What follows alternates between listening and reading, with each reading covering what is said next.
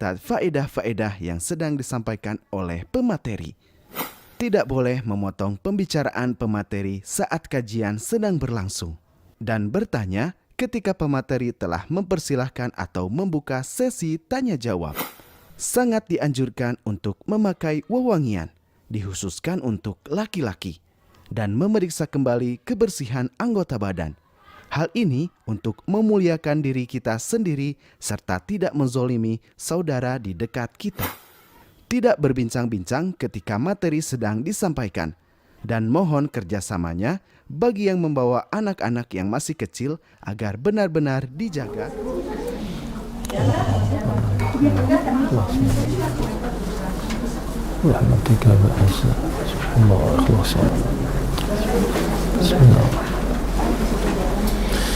Bismillahirrahmanirrahim. Assalamualaikum warahmatullahi wabarakatuh. Innal hamdalillah nahmaduhu wa nasta'inuhu wa nastaghfiruh wa na'udzu billahi min shururi anfusina wa min sayyiati a'malina. May yahdihillahu fala mudilla lahu wa may yudlil fala hadiyalah. Asyhadu an la ilaha illallah wahdahu la syarika lah wa asyhadu anna Muhammadan abduhu wa rasuluh. Allahumma salli wa sallim wa barik ala nabiyyina Muhammadin wa ala alihi wa sahabatihi wa man ittadahu bihudahu ila yaumiddin, amma ba'd.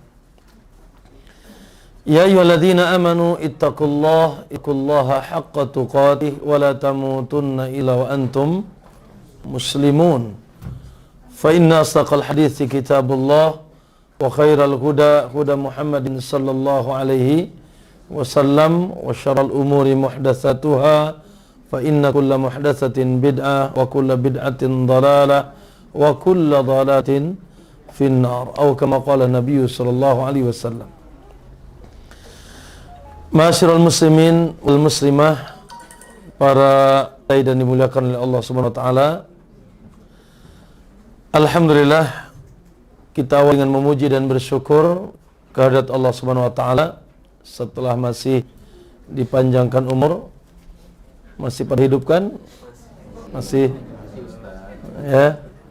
Kalau enggak hidup enggak ke sini ya. Dan masih sehat alhamdulillah, dan yang sakit semoga segera disembuhkan oleh Allah SWT, dan rezeki pun masih luas insya Allah. Tadi masih makan uduk, masih ya. Nanti siang apa padang apa nasi ulam. Berarti masih ada rezeki, alhamdulillah, dan kita pun dalam keadaan aman, damai, masya Allah. Yang ini merupakan nikmat-nikmat Allah Subhanahu wa taala. Namun berkumpulnya kita di tempat yang penuh berkah ini, masya Allah. Ini rumah siapa ini? Rumah siapa ini? Berarti rumah Allah. Ya. Naam. Para ulama mengatakan hadis tentang majtama'a qaumun fi baitin min buyutillah, tidaklah satu kaum berkumpul di rumah di antara rumah Allah, yatluna kitab Allah, di mana mereka pada membaca kitabullah, mempelajarinya, wa tadarasuna fima bainahum, saling mempelajari kitabullah itu, Al-Quran dan hadis, ya, di tengah-tengah mereka, illa nazalat alimus sakinah, kecuali Allah akan turunkan ke tengah mereka kenangan, damai, wa ghasyiyatuhumur rahmah, dan mereka diliputi oleh rahmat Allah. Kaum-kaum yang berkumpul tadi diliputi oleh rahmat Allah. Wa haffathumul malaikah, mereka pun dikelilingi oleh para malaikat. Wa dzakarallahu fiman indah, dan Allah membanggakan mereka di sisi makhluk, di hadapan makhluk yang ada di sisinya, itu di hadapan para malaikat. Allahu akbar. Ustaz, rumah Allah yang dimaksud apa? Akan mesti masjid? Ya, apakah mesti masjid? Maka jawabannya, pertama, kalau masjid tidak diragukan. Ya, afdal biqa, tempat yang paling afdal, utama, agung di alam semesta ini, masajiduhum, adalah masjidnya. Ya, yes, kalau itu tidak ada khilaf. Ya, bahwasanya tempat termulia di alam semesta ini mana? Masjid. Kalau yang paling buruk di mana? Ayo, di mana Bu? Di Jayan apa di di Carrefour? Ya, sama itu juga pasar ya. Naam, pasar kata Nabi SAW. Baik. Namun para ulama mengatakan seluruh tempat yang pernah digunakan untuk mengingat Allah itu juga dikategorikan rumah Allah. Alhamdulillah. Ya. Maka insya Allah kita pun mendapatkan keutamaan. Maka majlis kita majlis yang keluar atau majlis seperti ini, semoga kita terus semangat. Semangat tidak ini? Semangat apa? Semangat tidur apa semangat? Ya. Nah, majlis seperti ini majlis yang pasti semoga kita jujur dengan Allah, ikhlas, dan niatnya juga kuat dalam rangka talabul ilmi. Majlis yang pasti mengeluarkan di kita dari laknat dan kerugian. Ya. Majlis yang mengeluarkan kita dari kerugian dan laknat Allah Subhanahu wa taala. Ya. Mau rugi enggak? Mau rugi, Ibu? La, na'udzubillah. Mau terlaknat? Na'udzubillah. Ya, terus bagaimana caranya? Ya begini. Wajib menyisihkan waktu untuk seperti ini nih. Kumpul-kumpul sejenak ya di tempat yang mengeluarkan kita, di majlis yang mengeluarkan kita dari keterpurukan dan keterlaknatan. Ya, Allah Subhanahu wa taala mengecap semua kita, innal insana lafi khusr. Ya. Semua manusia rugi. Seluruh manusia tanpa terkecuali, apapun ras dan statusnya, rugi dia. Aduh, musibah itu. Termasuk kita, ya. Hanya saja dikecualikan oleh Allah SWT, illa. Kecuali kata Allah, alladzina amanu wa amilus salihat wa tawasaw bil haq wa tawasaw bis sabr. Kecuali mereka yang mengarungi wal asrinya, mengarungi masanya, mengarungi umurnya, ya, dengan salah satunya setelah beriman, beramal saleh, saling senantiasa saling menasih, tawasau, saling mengingatkan, saling mengajari, saling memberikan peringatan dan nasihat, tawasau bil haq, dengan kebenaran. Makanya kata Imam Ibnu Qayyim, siapa yang mengumpulkan 4 perkara, maka dia terlepas dari sumpah Allah, wal asri innal insana lafi khusr. Apa 4 itu? Al-ilmu, al-amal, ad-da'wah, as-sabr. Ilmu, amal, dakwah, dan sabar. Baik. Kemudian ma'asyarul muslimin, ya, begitu juga Masya Allah, Insya Allah, dan pas dengan judul kita di hari ini. Judulnya apa, Bu? Ngeri judulnya ini. Naam. Orang-orang yang dilaknat oleh Allah, atau perkara-perkara yang menyebabkan laknat Allah. Waduh, ini mau dilaknat apa enggak? Na'udzubillah. Baik. Namun sebetulnya keberadaan kita di alam semesta ini sangat risih, rentan. Sangat risih dan rentan terkena laknat Allah Subhanahu wa taala. Ya. Karena alam itu ada 2. Yang pertama alam dunia, yang kedua nanti alam akhirat. Alam dunia ini kata Nabi dalam riwayat At-Tirmidzi dengan sanad yang dihasankan oleh para Syekh Albani rahimahullah, kata Nabi, ad-dunya mal'unah. Dunia ini terlaknat, jauh dari rahmat Allah. Ya, dunia ini mal'un kata Nabi. Wa mal'unun ma fiha, dan seluruh yang ada di dunia ini terlaknat. jauh dari rahmat Allah. Ya, terancam dengan laknat Allah Subhanahu wa taala. Namun kata Nabi SAW, illa, kecuali.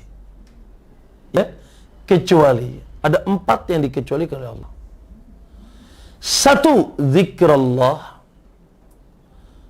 Naam, orang-orang yang mengisi dunianya dengan mengingat Allah, zikrullah. Wa ma walah, yang kedua, apa yang dicintai oleh Allah. Ya, zikrullah. Yang pertama zikrullah, isinya Masya Allah, mengingat Allah. Yang kedua, apa-apa yang dicintai oleh Allah. Apa Bu yang dicintai oleh Allah, Bu? Bakwan apa misro? Nah, semua apa yang dia perintahkan, ya, ketika dilaksanakan dicintai. Apa yang dia larang ketika ditinggalkan dia cintai. Kemudian ketiga, keempat, ketiga, keempat, jangan protes sama Ustaz, nggak boleh. Ya. Ketiga, keempat, al-alim wal muta'alim. Dikecualikan dari keterlaknatan dunia al-alim, ulama. Masya Allah, ulama. Yang keempat, al-muta'alim, orang-orang yang mau menuntut ilmu. Mantap. Zikrullah wa ma wala wal alim wal muta'alim. Zikir kepada Allah dan apa-apa yang dicintai oleh Allah dan ulama serta para penuntut ilmu. Pak Bu, dengarkan. Al-Imam Ibnu Qayyim mengatakan andai kata tidak ada keutamaan ilmu kecuali hadis ini cukup. Karena 4 itu adanya di majlis ilmu. Saya ingin tanya. Ini majlis ilmu disebut majlis apa? Majlis zikir. Majlis zikir yang benar bukan pakai baju putih ngumpul di Monas, bukan. Nangis bareng-bareng. Ya. Pakai tasbih tertentu, zikir tertentu lah. Itu majlis dulu pernah dicaci maki oleh Ibnu Mas'ud. Pakai tasbih semuanya, pakai alat hitung semua. Ya, nangis bersama-sama. Yang muncul sekarang majlis zikir ini, majlis zikir itu, dan itu adalah majlis ini, majlis zikir yang tidak sunnah. Majlis zikir yang dimaksud adalah majlis ilmu. Ya, makanya ilmu itu disebut az-zikr. Inna nahnu nazzalna dzikr. Kami turunkan az-zikr, itu Al-Quran. Dan Allah katakan ulama itu ahli zikir. Fas'alu ahli zikr. Ya, na'am. Tanyalah ahli zikir, yaitu ulama ahli zikir. In kuntum la ta'lamun, bila kalian tanya. Ya, bila kalian tidak paham. Ya, tanya sama ahli zikir, ulama. Ya, maka masyaallah muslimin, kata Nabi 4, illa zikrullah. Majlisnya majlis zikir. Wa mawalah. Wallahi tidak ada di alam semesta ini yang paling Allah cintai kecuali ilmu dan segala turunannya.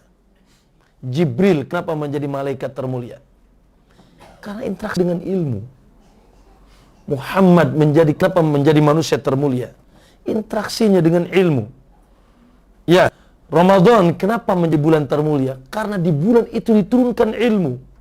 Betul? Lailatul Qadar kenapa malam termulia? Di malam itu Allah turunkan ilmu. Inna anzalnahu fi lailatul qadar. Para sahabat mulia karena apa? Apa mulia karena istrinya 4? Enggak. Ya mulia karena gagah dunianya lah. Karena ilmu. Maka apapun yang bersinggungan dengan ilmu mulia. Dan ilmu itu adalah perkara utama yang paling utama yang dicintai oleh Allah dengan segala turunannya. Karena mustahil ada turunan yang baik tanpa ilmu. Amal Anda tidak akan baik tanpa ilmu. Anda cantik akan rusak kalau tidak punya ilmu. Ya, Anda ganteng sama. Anda penguasa sama. Anda rakyat sama. Frame kebaikan, seluruh kebaikan adalah ilmu. Ya. Kemudian alim wal muta'alim. Yang ketiga dan keempat, ada guru dan ada yang menuntut ilmu. Lihat. Maka ini kenapa saya sedikit mukadimah panjang, karena ini kajian saya seumur hidup baru ke sini. Ya. Naam, untuk memberikan motivasi agar senantiasa semangat thalabul ilmi. ya, di tengah kesibukan dunia kita, jangan sampai kita tidak menuntut ilmu, ya, sehingga kita keluar dari kerugian dan keterlambatan dunia, ya. Wallahu a'lam. Nah, ma'asyiral muslimin rahimakumullah. Ya, hari ini kita akan menjelaskan perkara-perkara yang barangkali pengingat bagi kita. Pengingat bagi kita. Karena ma'asyiral muslimin, ada perkara-perkara baik, ada perkara-perkara buruk. Perkara baik harus dipelajari, perkara buruk juga harus diketahui, dipelajari. Ya, kalau perkara baik jelas, bagaimana tauhid, tata cara sholat yang benar, ya, bagaimana cara bergaul dengan orang tua, dengan anak, istri, baik, dan seterusnya. Tapi tidak luput juga kita hendaknya mengenal juga perkara buruk. Ya, makanya Nabi sallallahu alaihi wasallam kabarkan kepada kita semua perkara, baik yang baik maupun yang buruk. Ya, makanya Hudzaifah bin Yaman dalam Sahih Bukhari Muslim dalam percakapan pendeknya bersama Nabi, kata Hudzaifah, kana an-nas yas'aluna Rasulullah SAW anil khair. Sebentar ya. Halo, sedang ada kegiatan. Nanti ada telepon. Ya, Hudzaifah bin Yaman berkata, kana an-nas yas'aluna Rasulullah SAW anil khair. Kata Hudzaifah, kebanyakan sahabat bertanya Nabi tentang kebaikan. Gimana masuk surga, bagaimana sholat, puasa. Wa kuntu adapun aku as'aluhu anisyar. Aku mah spesialisnya, ya, adalah bertanya tentang keburukan. Kenapa? Makhafata yudrikani fi, karena aku takut terjerumus kepada keburukan itu. Maka ada seorang ulama mengatakan, alimtu syarra, aku mempelajari keburukan lali syarr, bukan untuk aku amalkan keburukan itu. Naam, walakin liwaqi, namun untuk agar aku bisa terhindar dari keburukan tersebut. Kenapa? Man lam ya'rifi syarra minal khairi waqa'a fi.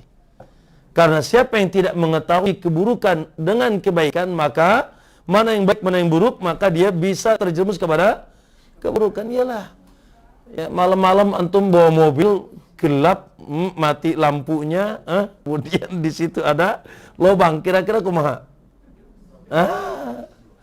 Ya, bisa kejeblos, bisa. Kenapa? Karena Anda tidak tahu. Oleh karena itu, ma'asyiral muslimin, ya, insya Allah sedikit barangkali, tidak menyeluruh tentunya, karena ilmu ini lautan yang ketika kita mengarungnya semakin luas dan semakin luas, maka sebagian apa-apa yang diingatkan oleh Nabi dan Allah sebelumnya tentang perkara-perkara yang membuat, yaitu menyebabkan laknat Allah Subhanahu wa taala. Pertama, namun ada kaidah-kaidah yang perlu kita ketahui dulu tentang laknat ini. Waduh, laknat ini kan gak enak, Pak. Dengan bahasa Indonesia aja udah gak enak dengan jadi laknat, kamu mau gak? Gak mau kan? Dalam bahasa Arab, la'ana yal'anu, ya, yang melaknatnya disebut la'in, yang terlaknatnya disebut mal'un. Mal'un, ya, orang yang terlaknat. Alhamdulillah, ya. Taib. Apa itu laknat? Al-la'natu at-tardu min rahmatillah. Laknat itu artinya, ikhwan, at-tardu min rahmatillah, terusir dari rahmat Allah. Na'udzubillah. Ya Allah, selesai, Pak. Bu, kalau kita terusir dari kasih sayang ibu gimana? Bu, anak terusir dari kasih sayang ibu gimana kira? Rugi tidak? Ibunya yang Masya Allah begitu sayang, ya kan? Dia kandung, dia dia urus, tapi setelah itu ibunya murka, terusir dari kasih sayangnya. Kira-kira gimana? Rugi. Apalagi terusir dari Arhamur Rahimin, yang rahmatnya lebih gagah daripada marahnya. Selesai Pak Bu. Ya, sementara Anda itu masuk surga dengan apa? Dengan tok amal ente apa dengan rahmat? Iya, berapa sih amal ente? Tahajudnya juga enggak. Iya. Iya, puasanya aja belang betong kan gitu. Lebih banyak maksiatnya kita ini. Mohon, aku sudah punya jaminan surga. Kenapa? Aku sering baca Quran, kata siapa? Enggak bisa. Kata Nabi makanya, la yadkhulul jannata ahadakum bi'amalih. Seseorang itu tidak mungkin masuk surga sekedar dengan mengandalkan amalnya. Wa anta ya Rasulullah wala ana. Hatta ana, kata Nabi SAW. Ya, siapa ana? Berapa amalku? Padahal Nabi Masya Allah. Ya, kalau antum yang bengkak tadi malam apa? Mata apa kaki? Woi. Nah, mata. Kebanyakan molor. Kalau Nabi yang bengkak, kakinya. Kenapa? Masya Allah. Sampai Aisyah mengatakan, Rasul apa enggak berlebihan nih? Bukannya kau sudah diampuni yang lalu dan akan datang? Subhanallah. Kita ini yang bengkak matanya, molor terus. Ya, Rasulullah SAW, Allah Akbar. Nabi saja, apalagi kita. Ya, maka oleh karena itu ikhwan, ada makhluk yang terlaknat. Siapa? A'udzu billahi minasyaitonir rajim. Ar-rajim artinya al-mal'un. Syaitan laknatullahi alaihim. Dan boleh kita mengatakan syaitan laknatullahi alaihim. Syaitan yang laknat Allah atas mereka. Mereka sudah tutup siapa? Tutup pintu rahmat untuk syaitan. Makanya syaitan sudah putus asa sampai kiamat. Tugas dia dan ini fitnah, ini ujian dari Allah. Ya, yang ini adalah kehendak Allah SWT bahwa ada makhluk yang terlaknat. Ya, oleh karena kita dilarang untuk mengikuti makhluk tersebut agar kita tidak terlaknat. Baik, itu makna laknat. Jadi apa laknat, ikhwan? At-tardu min rahmatillah, terusir, ditendang dari rahmat Allah. Nauzubillah ya Allah. Nauzubillah ya. Kita ingin apa? Ya arhamar rahimin, irhamna. Yang kedua, masyaallah muslimin, kaidah yang kedua. Itu makna laknat dulu ya. Makanya nantilah yang kedua.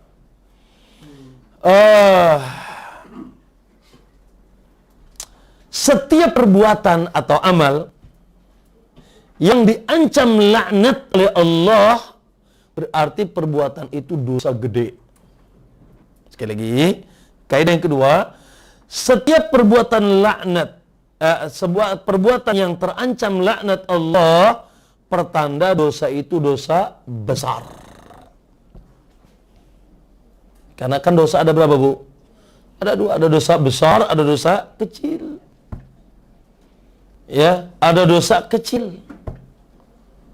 Ya, dosa-dosa besar, dosa besar juga bertingkat-tingkat, mulai syirik, kufur dan syirik, menyekutukan Allah, lalu bid'ah, lalu maksiat.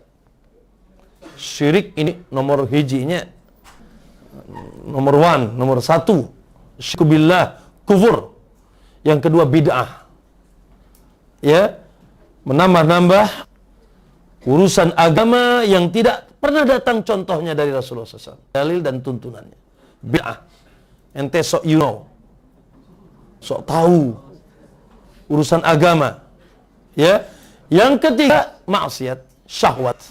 Yang ini na'udzubillah berzina, yang itu minum khamar, yang itu korupsi, yang itu mencuri, yang itu menusuk, yang itu membunuh, bom, bunuh diri, dan seterusnya, itu maksiat. Nah, maka ma'asyal muslimin, apa itu dosa besar? Siapa yang bisa tahu dosa besar? Kayak saya kasih tahu, saya hadiah ini, kasih hadiah apa ini? Aku ya. Siapa yang bisa menerjemahkan makna dosa besar? Lah, makna dosa besar apa? Apa definisi dosa besar? Silakan, Bu. Ancaman. Ancaman apa dulu? Oke. Ada yang bisa menyempurnakan?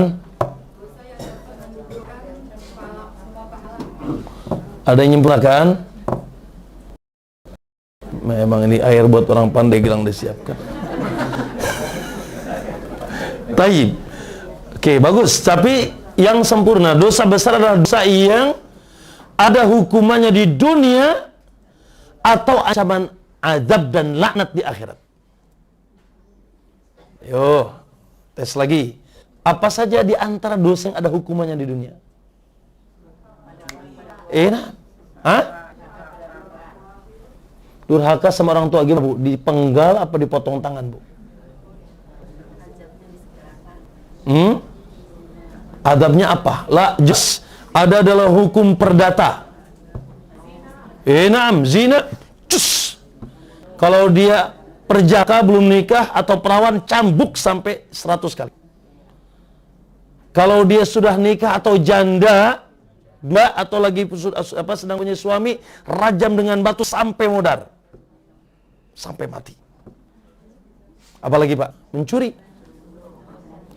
Wasariqu wasariqatu faqta'u aydiyahuma, yang mencuri laki-laki maupun wanita, tebas tangannya, potong. Apalagi Bu, membunuh, ya, qatl, membunuh jiwa muslim, maka kisas. Apalagi Bu, minum khamar di zaman Rasul 40, ditambah di zaman Umar 80. Mantap tuh. Ya, makanya narkoba merajaya ya karena ya tidak tegakkan hukum Allah SWT. Ya inilah. Ya, teriak-teriak darurat narkoba gampang, tegakin hukum Allah. Tampakkan wal yashhad adzabahum ta'ifatun minal mu'minin, dan ketika eksekusinya disaksikan oleh seluruh manusia, selesai. Ya. Makanya Allah, antum mungkin kita mikir Allah bilang walakum fil qisasi hayatun ya ulil albab. Dalam kisas itu ada kehidupan. Loh, piye to? Kisas itu kan membunuh, dibunuh kan? Kenapa ada kehidupan? Karena satu dibunuh pingsan 1000 orang. Ada yang pernah lihat kisas di sini? Saya pernah sekali di Madinah. Waktu kita masih sekolah dulu, ya, saya melihat berkumpul seluruh, diumumkan di TV, di radio, diumumkan besok akan ada eksekusi, pemenggalan kepala. Kumpul semuanya kita. Pak, itu ketika menggelinding kepala yang jatuh yang di sekitarnya. Dan kita 3 hari seminggu gak enak makan. Allah, enak gitu. Ada kehidupan jerak. Aduh, kalau saya membunuh, bagaimana nanti begitu kan? Ya, kenapa darah murah di negeri ini? Ya, karena tidak tegak hukum Allah dengan sempurna. Kita doakan semoga Allah berikan hidayah kepada para penegak negeri ini. Taib, ma'asyal muslimin rahimakumullah. Aduh, tidak ada hukuman di dunia tapi ada laknat. Dan ada ancaman adab. Contoh apa? Riba. Anda ada yang bisnis riba di sini, konvensional, gadean atau apa, pinjam-meminjam, maka dilaknat oleh Allah, tapi tidak ada hukuman dunia. Perdatanya tidak ada. Tapi dilaknat dan nanti akan berdiri di hari kiamat seperti orang yang kerasukan setan, kata Nabi, kata Allah. Lanjut. Yang selanjutnya, yang keberapa? Kaidah yang keberapa? Yang ketiga. Terserah deh mau keberapa lah. Ya, kaidah yang ketiga bahwa yang boleh dilaknat adalah perbuatan dan sifat saja. Ya. Yang boleh dilaknat hanya perbuatan dan sifat. Allah melaknat kekafiran, melaknat orang-orang kafir. Dan tidak boleh laknat secara ta'yin personal. Ya. Antum katakan Allah laknat orang kafir, tiba-tiba Akang Ahok datang ke sini. Laknat sini loh, enggak boleh. Enggak boleh. Ya, Allah laknat orang Syiah yang mencaci maki sahabat. Tapi kucuk-kucuk ada orang Syiah datang sekarang, laknat sini loh. La. Ya, maka pelaku maksiat yang menyebabkan terlaknat tidak boleh dilaknat secara personal. Nggak boleh. Ya. Namun yang dilaknat adalah sifatnya. Allah melaknat orang-orang kafir, Allah melaknat orang-orang musyrik, Allah melaknat para pelaku riba. Tiba-tiba ada bos apa misalkan? Bos ada bos riba misalkan. Laknat sini. La. Tidak boleh. Ya, karena itu kalau sudah ta'yin urusan Allah. Makanya ma'asyal muslimin, Nabi SAW dalam Sahih Bukhari dari Jarir Ibn Umar pernah berdoa saking keselnya sambil dia doa kunut nazila, karena orang-orang kafir itu memerangi dan terus senantiasa memberikan ya perkara-perkara yang menyusahkan kaum muslimin, maka Nabi berdoa, Allahumma al'an fulan, Allahumma al'an Haris bin Hisham, Allahumma al'an Suhail bin Amr, Allahumma al'an Sufyan bin Umayyah. Disebutin namanya, Allahumma al'an fulan, fulan, fulan, fulan, fulan. Laknatlah si fulan, si fulan, si fulan, si fulan. Maka turun ayat, laisa laka minal amri syai'un aw yatubu alaihim aw yu'adzibahum fa innahum zalimun. Itu bukan urusan ente, Muhammad. Ya, bukan urusan Anda. Melaknat seseorang secara personal bukan urusan Anda, itu urusan aku. Kenapa, Bu? Karena wallahu alam, kita tidak tahu akhir kesudahan seseorang. Yang sungguh menakjubkan, perang Uhud. Semua dedengkot perang Uhud yang menghancurkan dan mengalahkan Nabi masuk Islam. Siapa pimpinan provokator tertinggi? Siapa? Abu Sufyan. Siapa sayap kanan? Panglima terbesar sayap kanan orang kafir? Siapa? Khalid bin Walid. Siapa yang ikut perang? Ya, di sayap kiri panglimanya Ikrimah bin Abi Jahal. Siapa yang membunuh Hamzah? Al-Wahsy. Wahsy yang membunuh Hamzah bin Arman Nabi SAW. Semua dengkotnya itu masuk Islam. Semua itu. Ya, bahkan Nabi SAW kadang-kadang kalau ketemu Wahsy, Nabi nggak mau lihat. Kenapa? Ya, sudah masuk Islam. Ya, i'rid anni, kamu berpaling dariku. Kenapa? Kan aku masih mengingat dulu bagaimana mencincang pamanku. Walaupun menjadi ahlul jannah sekarang Wahsy. Ya, ahlul jannah radhiyallahu an. Karena kita tidak tahu, ya, maka hendaknya kita doakan hidayah. Makanya doakan hidayah, ikhwan. Orang-orang yang terlaknat di hari ini atau melakukan laknat Allah, doakan hidayah. Jangan juga mendoakan, ya Allah, laknat fulan, laknat fulan, laknat fulan. Adapun melaknat sifat boleh, ya Allah melaknatlah pelaku zina, pelaku riba. Tapi jangan tentukan siapa fulan, lah enggak, bukan. Ya, maka dalam Ahlus Sunnah, ya kaidahnya tidak boleh melaknat secara personal. Yang boleh dilaknat perbuatan dan sifatnya. Karena ma'asyarul muslimin, kaidah yang keempat. Orang yang melakukan perbuatan laknat tidak berkonsekuensi kafir keluar dari Islam. Ya, sampai betul-betul dia menghalalkannya. Sekali lagi, orang yang melakukan perbuatan laknat, ya, maka tidak konsekuensi dia kafir, dan ini ya kafir keluar Islam, murtad, sampai dia betul-betul menghalalkannya dan sudah ditegakkan hujjah. Penting ini. Karena akidah khawarij, pemberontak, ya, yang kemarin nusuk, yang kemarin ngebom, dan seterusnya, akidah mereka apa? Akidah mereka pelaku dosa besar kafir. Pelaku dosa besar kafir. Maka halal darahnya. Ya, oleh karena itu subhanallah, lihat. Ya, mereka tusuk siapapun yang melakukan dosa besar. Yang paling jadi bidikan mereka pemerintah. Dengan alasan mereka pemerintah togut, tidak menegakkan hukum Allah, berarti pelaku dosa besar, berarti dia kafir dan halal darahnya. Dan memerangi mereka syahid, akhirnya mereka pasang bom di perutnya, jeger, merekanya mati sangit. Demi Allah mereka bukan mati syahid. Ya, dan ini akidah khawarij. Oleh karena itu, ikhwan, harus dibedakan antara perbuatan dan pelaku. Ahlus Sunnah membedakan antara perbuatan dan pelaku. Perkataan dan yang berkata. Ya, tidak semua perbuatan kafir berkonsekuensi kafir yang melakukannya. Tidak semua perkataan syirik kufur tidak berkonsekuensi kufur yang melakukannya. Contoh kemarin, tidak ada ragu dalam kaidah kita bahwa menghina Muhammad kafir, kufur. Kan lama ini. Ada orang yang naudzubillah, ya, mengatakan bahwasanya yang banyak berpartisi sapi, berpartisi sapi, ya. Oh iya, sengaja, ya. Naam, yang banyak berkiprah di negeri ini adalah fulan, bukan Muhammad. Musibah ini. musibah besar, kafir. Kul abillah wa ayatihi wa rasulihi, apakah engkau dengan Allah, dengan ayat Allah, dengan Rasulnya tastahzi'un, kau menghina? Qad kafartum, kalian telah kafir ba'da imanikum, setelah kalian beriman. Siapa yang menghina Muhammad kafir. Itu perbuatan, sifat, boleh? Boleh. Siapa yang menghina Muhammad kafir. Tapi kucuk-kucuk si fulana itu datang ke sini, jangan kafir sini. Lah. Ya, karena tidak berkonsekuensi. Mungkin dia belekok bodoh. Mungkin dia jahil, jauh dari agama, dia punya syubhat, harus tegak hujah.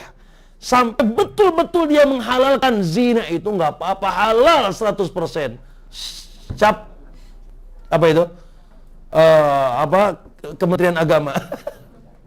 Ya, lah sampai dia menghalalkan. Dan telah iqamatul hujjah, maka jangan ya. Jangan serta-merta ya. Baik. Selanjutnya, ma'asyiral muslimin, ya kaidah yang terakhir dan kelima. Kaidah yang kelima apa, Bu? Menghalalkan dan iqamatul hujjah, tegak dalil. Ya betul-betul sudah tidak ada kebodohan lagi sudah. Kaidah yang kelima, Pak Ikhwan, seluruh makhluk berkepala hitam. Manusia ya. Manusia berkepala hitam yang tidak beriman kepada Muhammad sallallahu alaihi wasallam dari mulai diutus sampai saiki sampai sekarang, dia terlaknat. Semua makhluk yang berkepala hitam yang tidak mau beriman dengan Muhammad sallallahu alaihi wasallam dari munculnya beliau dahulu 14 abad yang lalu sampai kiamat, maka dia terlaknat dan dia dicap kafir. Maka seluruh kafir itu ada berapa, Bu? Kafir itu ada satu, kufur itu ada satu, kafir, musyrik, munafik. Ada tiga nih. Ada kakak, saudara sepupu tuh. Ya, orang-orang kafir, orang-orang musyrik, ya, Hindunya, Budanya, Konghucunya, ya, Sintonya, ya, kemudian munafik. Munafik. Ini apa namanya, musuh dalam selimut. Ya, orang-orang munafik yang menyimpan kekufuran, yang menyimpan kekufuran tapi menyatakan dirinya mukmin. Sebagaimana banyak di zaman Nabi sallallahu alaihi wasallam. Maka ma'asyiral muslimin, Allah katakan dalam surat Al-Ahzab ayat 64 ayat 65, Allah katakan innallaha la'anal kafirin. Sesungguhnya neraka yang sangat panas, khalidina fiha la yajiduna waliyan wala nasira. Mereka kekal di dalamnya, tidak ada lagi penolong dia dan pelindung bagi mereka. Baik. Bahkan ibu-ibu dalam surat Al-Baqarah, ikhwan, dalam surat Al-Baqarah ayat 161, kalau mereka mati di atas kafiran, dengarkan kata Allah, innal ladzina kafaru wa matu, sesungguhnya orang-orang kafir lalu dia mati, wa hum kuffar, masih dalam keadaan kafir, masih Nasrani, masih Yahudi, masih Hindu, masih Buddha, waliyadzubillah. Maka kata ulaika alaihim la'natullah wal malaika wan nasi ajma'in. Syukurin lu, rasain tuh. Mati masih tidak mau beriman. Ya, enggak, ini sama santri soalnya. Santri itu kan ngantuk, antum juga mulai ngantuk. Gitu kan? Nah, mati masih dalam keadaan tidak beriman, ulaika alaihim la'natullah wal malaikati wan nasi ajmain. Mereka dilaknat oleh Allah, seluruh malaikat dan seluruh manusia.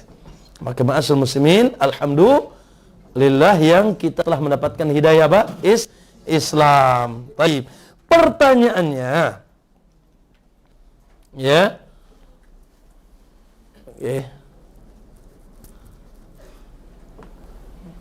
oh, ada satu kaidah ketinggalan.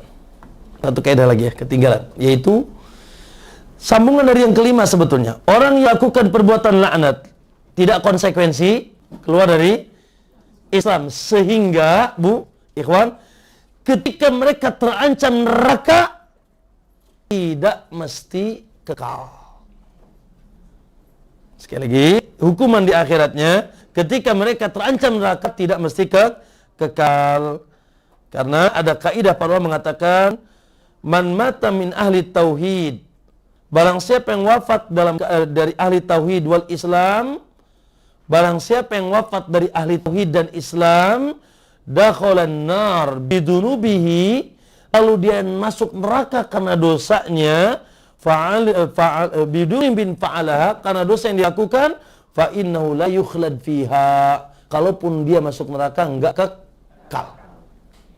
Makanya kan kita sering dengarkan kajian asatid, Muslim ahli tauhid masuk dalam urusan surga dan neraka ada 3. Yang pertama, masuk surga masalah bleng, tanpa hisab, tanpa adab. Yang kedua, masuk surga masuk surga dihisab tapi tidak diadab. Masuk surga dihisab dan diadab dulu.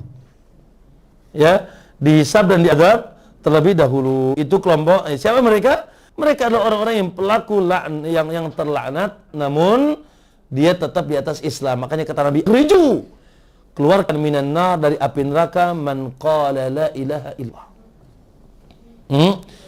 Keluarkan dari api neraka semua yang pernah mengucapkan la ilaha dan mati masih mengucap wa in zana wa in saraq, kata Nabi, walaupun dia dulu penzina. Apa penzina? Jablay gitu ya. Wa in saraq, dia pencuri, siapa itu? Alay misalnya ya. Dan seterusnya, maka ingat bahwasanya mereka tidak kekal di dalam api neraka dan akhirnya akan masuk surga, karena jaminan utama masuk surga apa? Islam. Jaminan utama masuk surga Islam. Ya, kata Nabi SAW, la yadkhulul jannah, tidak akan pernah masuk surga illa nafsun muslimah, kecuali jiwa yang Islam, yang muslim. Alhamdulillah. Ya, tapi kalau kafir, sudah. Na'udzubillah, khalidina fiha abada. Na'udzubillah min dzalik. Ya. Semua kita wala tamutunna illa wa antum, jangan mati ente, kata Allah, kau dalam keadaan Islam. Ya. Baik. Pertanyaan masyarakat muslimin. Apakah setelah dia menjadi muslim, ya? Apakah setelah dia menjadi muslim, menjadi mukmin dan dia mengucapkan 2 kalimat syahadat seperti kita ini, atau seperti masyarakat kebanyakan manusia di negeri ini, apakah setelah menjadi muslim lalu dia merasa aman dari perbuatan terlaknat? Tidak.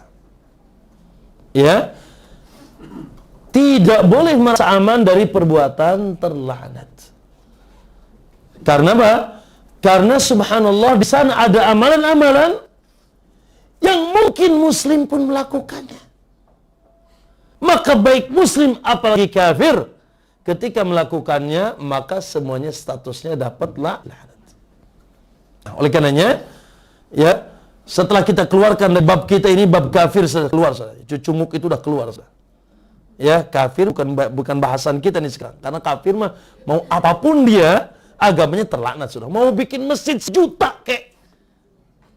Ada orang Nasrani bikin masjid misalkan. Makanya kan subhanallah, di negeri ini luar biasa. Ya, emang nggak ada yang lain apa? Ya, diangkat orang-orang kafir, emang nggak ada yang lain. Ya, kita ini tidak boleh mengusung orang kafir, ikhwan. Menjadi pemimpin, menjadi penguasa, haram, tidak boleh. Ya, cukuplah Allah sudah memperlihatkan kemarin. Dia menghina Al-Quran, menghina agama kita. Wah, diusung lagi. Bahkan dibela orang-orang kaum muslimin. Ini aneh, tapi nyata. Luar biasa. Tapi, kendati pun demikian, tetap kita doakan. Semoga secara umum pemerintah kita, ya, diberikan hidayah oleh Allah. Naam, diluruskan jalannya. Dijadikan mereka sosok-sosok makhluk yang cinta Islam dan kaum muslimin. Dan mereka semangat menegakkan agama Allah Subhanahu wa taala. Naam, dan orang-orang kafir yang bergabung dari negeri ini, semoga mereka dapat hidayah. Ya, walaupun siognya kita halang-halangi. Ya boleh, ya. Kita nasihati untuk tidak diangkat dari kalangan kafir, ya. Na'udzubillah, karena kafir itu najis. Orang kafir itu najis. Nah, baik masyarakat muslimin, kalau begitu Ustaz, amalan apa saja yang bisa menimbulkan laknat? Oke. Maka kita akan menyebutkan dalam bab ini, di majlis ini ada 16 tapi dengan singkat ya. Kalau 16 ini panjang, satu pembahasan, satu kajian. Sementara kan kajian Anda di sini setahun sekali kan? Alhamdulillah. Hah? Belum ada berita acara.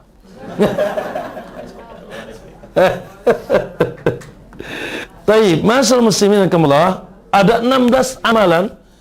Kita pilih dari yang ya sering terjadi dan nampak ya, dari amalan yang ya tidak boleh merasa aman pula dari 16 amalan ini orang muslim ya, muslim. Baik. Adapun amalan pertama, kedua, ketiga dan keempat tercantum dalam satu hadis dalam Sahih Muslim. Jadi dalam poinnya 1 2 3 4. Apa itu? Nabi SAW bersabda, la'anallah, Allah melaknat, satu, man dhabaha li ghairillah, yang suka menyembelih untuk selain Allah.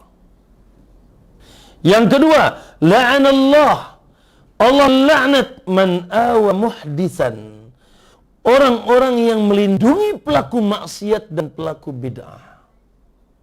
Melindungi pelaku maksiat. Ya.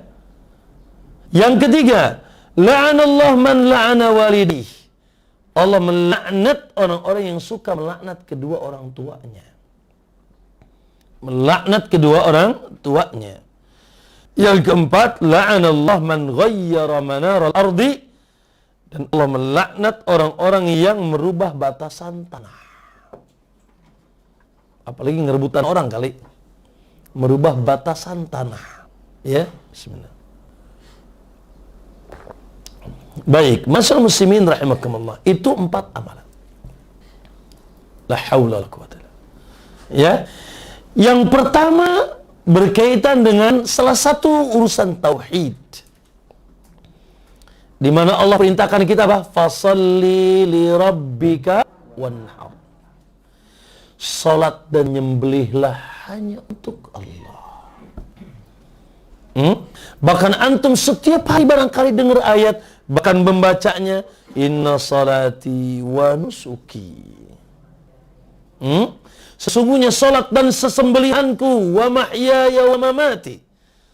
Bahkan seluruh hiruk pikuk kehidupan dan nanti kematianku pun lillah. Sesembelihanku. Ya. Maka masyaallah muslimin, na'am. Ini banyaklah mempelajari dalam kitab tauhid. Di antara syirik dan syirik besar, syirkul akbar, sepakat ulama, menyembelih untuk selain Allah. Nyembelih terbagi dua, ikhwan. Ada nyembelih adat kebiasaan. Ya, Dek, nanti mama mau datang, punya apa? Waduh, ada ayam jago belakang. Nyembelih mama mau datang, boleh nggak? Boleh. Buat apa? Buat mengagungkan mama? Untuk makan, menghormati, ikrar duyuf, tasawiyas. Atau di sini ada jagal sapi, jagal kerbau. Disembelih buat apa? Buat dagang. Buat dijual, boleh? Sip. Syaratnya apa? Syaratnya 1, ucapkan bismillah. 2, terputus, yaitu urat nadi, kemudian hulkum, dan di hulkum itu jalan nafas, mari jalan makan. Harus terputus 4 nih ya. 2 urat nadi, jalan nafas dan jalan makan. Lalu cukup bismillahi Allahu akbar. Ya. Nah, itu namanya sesembelihan. Di sana ada sesembelihan ibadah, sesembelihan yang diharapkan dari sesembelihan itu pahala, dan di dalamnya ada pengagungan atau rasa takut. Pengagungan atau rasa takut. Kalau ada Kang Mas Raden Jokowi mau ke sini, mau kunjungan kemana nih? Ke rumah apa namanya? Rumah taklim. Lalu antum nyembelih kambing untuk disajikan ke beliau, boleh nggak? Boleh. Tapi kalau begini, pas dia mau datang, sudah disiapkan di gerbang kambing. Pas datang disembelih di depan Kang Mas Jokowi tersebut. Kira-kira boleh? Nah. Haram. Tidak boleh. Ya. Masyaallah muslimin, inilah bagian dari kesyirikan. Dan betapa banyak Betapa banyak ikhwan. Ya Allah, ya. Nyembelih buat siapa? Neng Nyi Roro Kidul. Lempar ke laut. Subhanallah. Masih Pak, kami orang Pandeglang sebelah sana, Banten sebelah sana, di laut mana itu daerah yang kemarin tsunami itu. Pokoknya di saya sana itu. Pagelaran sana itu. La ilaha illallah. Tiap tahun mereka mengadakan acara ngeruat laut. Ya, subhanallah, mereka membawa kerbau, kambing, sapi ke pinggir laut. Ya, dengan ritual-ritual mereka, lalu mereka sembelih itu sapinya lalu dilempar ke laut. Na'udzubillah min dzalik. Buat siapa? Buat Allah? Lah, buat jin. Ya, bahkan sebagian mereka ikhwan merasa tidak nyaman kalau bangunannya tidak disembelihkan kepada apa? Kalau bangunan yang ingin dia bangun tidak disembelihkan hewan di dia. Maka mereka taruh kepala kambing di situ. Oleh karena itu ikhwan, kalau ada sekarang nih tabib, orang bodoh apa orang pintar? Orang bodoh. Dukun. Lalu di antara modusnya berkaitan dengan hewan, bawa hewan, sembelih hewan, itu dukun dan syirik. Itu dukun dan syirik. Contoh lama kita ada ustadz yang mindahkan penyakit ke kambing apa-apa itu. Itu dukun dan syirik. Ya, dukun dan syirik dilaknat oleh Allah SWT. Maka ma'asyar muslimin, jangan kambing, jangan ayam. Kata Nabi, ya, na'am, ada seseorang masuk surga karena lalat dan ada seseorang masuk neraka karena lalat. Kenapa? Karena dia mensesajenkan, membunuh, menyembelih ya, lalat untuk disesajenkan ke, ya Allah, patung-patung mereka. Dan ini kebiasaan orang musyrik, orang kafir. Lihat di patung-patung mereka ada kakak. Betul, ada ayam kakak. Lihat di bawah patung-patung mereka sesajennya apa? Ayam, kambing, guling, dan seterusnya. Maka ma'asal muslimin dilaknat. Kemudian dilaknat orang yang melindungi pelaku maksiat. Hati-hati. Berarti melindungi itu ridho dengan kemaksiatannya. Ya Allah, jadi pengacara, jadi saksi melindungi pelaku maksiat. Ya, jadi lawyer melindungi yang batil menjadi hak. Hati-hati. Ya, maka ma'asal muslimin bagaimana caranya? Nasihati. Ya, dan nasihati terus. Dan kalau perbuatannya merugikan kaum muslimin, ketika sudah lagi tidak bisa nasihati, sampaikan kepada yang berwajib. Jangan diam. Begitu juga pelaku bid'ah. Antum melindungi, antum malah antum malah danai, malah dilaknat oleh Allah. Ya, karena seyogianya perbuatan dosa itu apa? Diingkar. Ra'a minkum mungkaran, kata Nabi. Kalau ngelihat kemungkaran, rubah dengan tangannya, rubah dengan lisannya, rubah minimal. Hati antum benci, malah dilindungi. Malah dicarikan lawyernya, dicarikan saksi palsunya, dan seterusnya. Kemudian orang yang melaknat kedua orang tuanya, auzubillah. Baik langsung maupun tidak langsung. Bagaimana langsung? Ya langsung melaknat, mencaci, memaki, menghardik. Kita ngomong saja nggak boleh. Ya, walaupun antum pakai bahasa Sunda, gitu. Nggak boleh tetap. Ya, ngomong saja. Fala takul lahuma uff. Kata Ibnu Katsir, andai kata ada kalimat yang lebih rendah dari itu nih, saya Allah akan sebutkan. Apalagi sampai menghardiknya, mencacinya, memakinya, melototinya. La ilaha illallah. Pahlawan tanpa tanda jasa. Luar biasa. Kedua orang tua kita. Bagaimana perjuangan dia. Dari mulai mengandungnya dan seterusnya. Setelah itu air susu dibalas dengan air comberan. Na'udzubillah. Makanya ikhwan, ihsan kepada walidain, perintahnya setelah wa'budullaha wa la tusyriku bihi syai'a wa bil walidaini. Bahkan ridho Allah tergantung dengan ridho siapa? Makanya setiap kita ini harus terus kalau masih punya orang tua, tanya, orang tuaku lagi ridho apa lagi murka? Karena ridho Allah tergantung dengan ridho mereka. Murka Allah juga demikian. Maka benar, itu langsung. Ada yang tidak langsung. Apa kata Nabi? Para sahabat bertanya. Kata Nabi SAW, inna akbaru kair, di antara dosa yang besar seseorang melaknat kedua orang tuanya. Lalu sahabat bertanya, ya Rasulullah, masa ada sih? Kaifa yal'anur rajul walidayhi? Kok bisa seseorang melaknat kedua orang tuanya? Masa nggak mungkin? Lihat sahabat merasa merinding sehingga bertanya kepada Nabi, masa sih ada orang melaknat kedua orang tuanya? Qala, dijawab oleh Nabi, yasubur rajulu abar rajuli fayasubbu abah wa yasu ummah. Seseorang mencela bapak orang lain atau orang tua orang lain, lalu orang lain tersebut mencela orang tua dia. Antum punya problem sama tangga, lalu antum menghina orang tuanya, udah satu anak zina lu. Misalkan gitu kan. Dan terus dilaknat, dicaci sama antum orang tuanya. Lalu dia mencaci orang tua antum. Dia balik mencaci orang tua antum. Maka dengan itu antum sudah melaknat orang tua. Ya. Secara tidak langsung. Kemudian orang yang merubah batasan tanah. Naam, naudzubillah. Pak, Bu, memang sudah cuma sejengkal, tapi ke bawahnya berapa jengkal? Naudzubillah. Kata Nabi SAW, siapa yang mengambil sejengkal tanah yang bukan haknya, maka nanti di hari kiamat akan dibakar lalu dikalungkan ke tubuhnya. Gimana ngambil sertifikat orang? Ya, merebut tanah orang, ini geser doang, nyeser.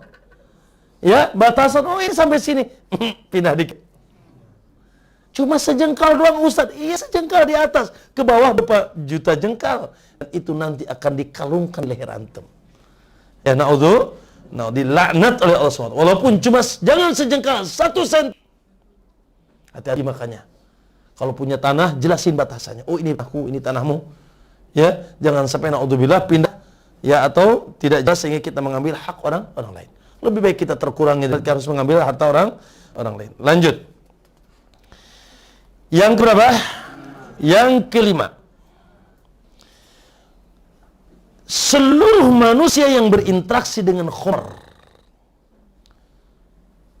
Ya, seluruh manusia yang berinteraksi dengan khamr. Khamr itu apa? Minuman keras dengan berbagai macam jenisnya. Kata Nabi SAW, akan datang satu zaman di mana khamr itu dirubah namanya. Apa sekarang? Turunannya apa? Whisky, brandy. Oh, itu saya tahu yang nggak tahu itu kira-kira. Apalagi Pak? Narkoba. Apalagi? Apa itu? Serbuk apa? Sabu-sabu. Antum lebih hafal itu. Na'udzubillah. Semua turunannya. Maka dengarkan kata Nabi SAW. La'ana Rasulullah fil khamri asrah. Allah melaknat dalam urusan khamr ini 10 apa? 10 perkara. 1, fil asiruha, yang membuatnya. Walaupun dia nggak minum. Pabriknya, Pak. Peraciknya, walaupun nggak minumnya. Pembuatnya. Yang kedua, mukhtasiruha, yang mengambil hasil perasannya. Yang memerasnya, lalu dia pengepulnya. Wasyaribaha, peminumnya. Yang ketiga, wahamilaha, dia nggak minum, cuma dia memang bawa mobil boxnya yang bawanya. Apa namanya, Bu? Kurirnya, salesnya. Ya, wahamilaha, yang membawanya. Kemudian wal mahmulatu ilaih, dan distributornya yang menjual. Enggak minum khamr, Pak, tapi dia jual. Ya, distributornya. Lalu kata Nabi wasaqiha, dan yang memberikan minumnya. Waduh, Ustaz enggak minum, cuma memang restoran itu menyediakan khamr.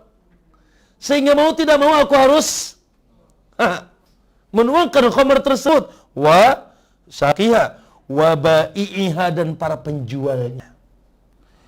Wa akli samaniha, dan orang yang memakan harga. Aku enggak sih, cuma aku dapat bagiannya. Aku enggak minum, cuma aku dapat bagi hasilnya. Wal mustari laha, dan yang membelikannya. Ana enggak minum Ustaz, cuma bos ana minta ana beliin khamr. La. Ya. Wal mustara lahu, dan yang dibelikan untuknya, yang memesan. Yang membelikan atau yang dibelikan. Yang membelikan atau yang dibelikan untuknya, itu 10 pas, semua dilaknat. Tukang ojeknya, grabnya, Pak, dilaknat semua. Ya. Gitu.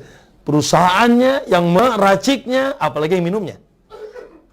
Innamal khamru wal maisiru wal ansabu wal azlamu rijsun min amalis. Khamr, judi, mengundi nasib, itu najis perbuatan syaitan. La ilaha illallah. Ya, makanya hukum peminum khamr, Pak Bu Ikhwan, di negeri ini, di dalam agama kita dicambuk di zaman Umar naik jadi 80 kali. La ilaha, dosa besar Pak. Dan siapa yang meminum khamr di dunia tidak akan minum khamr di akhirat. Antum tahu kan? Di surga nanti ada khamr, ada sungai, sungai madu, sungai susu, sungai air yang begitu lezat, dan sungai khamr yang tidak memabukkan, kata Allah dalam surat Muhammad ayat 50. Ya. Oh, wa khamrin ladzatan lisyaribin, kata Allah. Sungai khamr yang sangat lezat bagi peminumnya dan tidak memabukkan. Ya play gitu ya. Nah, lanjut yang keberapa? Yang keenam, naudzubillah, ini juga sama nih Pak. Semua yang berhubungan dengan riba. Ya, semua yang berhubungan dengan riba.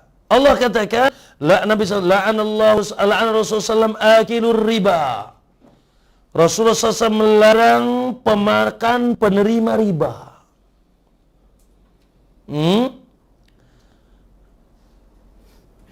Rentenirnya. Salah satu kan makna riba, rentenir. Karena riba ini kebanyakan dalam pinjam meminjam. Kullu qardin jaro naf'an fahuwa riba. Setiap pinjaman yang berbuah manfaat itu riba. Karena ada jual beli asas manfaat. Tapi riba kalau utang piutang itu asal tolong menolong. Bedain. Ente ini mau jual beli apa mau pinjam meminjam? Nah, kalau jual beli, oke, mudharabah, cara-caranya. Tapi kalau pinjam meminjam, ini qardun hasan. Ya, pinjaman yang baik, asasnya ta'awun, bukan tabadulun nafa'. Asasnya ta'awun, bukan tabadulun nafa', bukan saling memberikan manfaat. Ya, maka ma'asyarul muslimin, makanya Abu Hanifah, kalau sedang meminjamkan uang ke seseorang, jangan dia ngambil lebih. Kalau hujan, dia tidak mau berteduh di depan rumahnya. Kalau hujan, dia tidak mau berteduh. Khawatir manfaat berteduh ini ada hubungan dengan hutangnya, padahal gak ada hubungan. Saking takutnya. Ya, saking takutnya. Sampai sebagian mereka datang ke rumahnya, diberikan makanan. Lah, anak punya hutang dengan antum. Antum punya hutang dengan anak. Anak datang ke antum dikasih, lah, anak khawatir bagian daripada manfaat hutang anak. Hati-hati. Makanya insya Allah Pak, ini dunia ke dunia riba hari ini. Semua. Ya, dari mulai bisnis besar sampai bisnis apa toge pakai riba. Ya.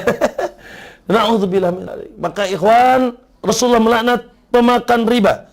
Rentenirnya, wamukilau dan yang ngasih riba, yaitu yang kita ikut serta dalam bisnis itu.